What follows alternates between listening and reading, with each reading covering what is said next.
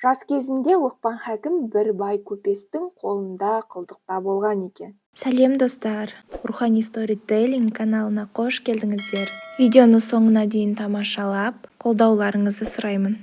Қожайыны оның зеректігін байқап, оны ешқайда жұмсамапты. Үнемі оны өзімен бірге алып жүретін болыпты. Екеуі бірге ас ішсе, ол Лұқпанның ындысына астың дәмді жерінен, кесек-кесек еттерінен салып отырыпты. Егер Лұқпан асқа қолын созбайтын болса, ол да асты жеместен итке тастай салады екен. Бірде біреу көпестің үйіне қауын беріп жібереді. Бай әдетінше қауынды бірге жеу үшін Лұқпанды дастарханға шақырады. Қауынды кесіп, бір тілігін оған ұсынады. Лұқпан өмірінде қауын көрмеген адамша сүйсініп жеп алады. Мұны көрген қожайын тағы бір тілік береді. Лұқпан оны да тауысады.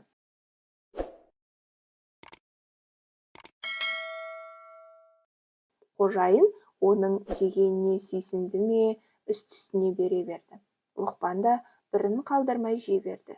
5-ші рет кесіп бергенде Лұқпан қауынды аузынан апарып, ащылығына шыдамай түкіріп жібереді.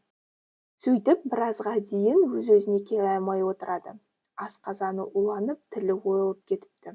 Қожайын Лұқпанға қарап: осындай ащы қауынды қалайша шыдап жеп отырсың? Неге бірден ащы деп айтпадың? Әлде сенбейді деп ойладың ба, дейді. Маған деген достық халіңізді ескеріп солай істедім. Дастарханыңыздан талай мәрте дәмді ас ішкенімді есіме түсіріп, бұл жолы қолыңыздан ащының да дәмін татып көрейін деп шештім. Қауын ащы болғанымен, оны ұсынып отырған қол мейірімді әрі тәтті еді, дейді. Тау мен тас қатты болғанымен, оны жұмсақ шөп кесіп шығады. Айдың заты қараңғы болғанымен, күн сәулесін түсіреді. Еңбек ауыр болғанымен, оның зейнеті ауырлықты тез ұмыттырады. Себебі тұщының дәмі ащылықты сездірмейді.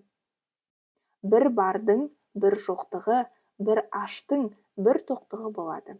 Әр нәрсенің жұбы бар, бірақ басыңа не іс келсе де, оның жіберуші иесі жалғыз Құдай. Шаттықты қалай қарсы алсаң, қайғыны да солай еңсеруге дайын бол. Рақатты қалай жақсы көрсең, оның азабын да қоса татуға әзірлен. Менің каналыма тіркеліп, қолдауларыңызды сұраймын.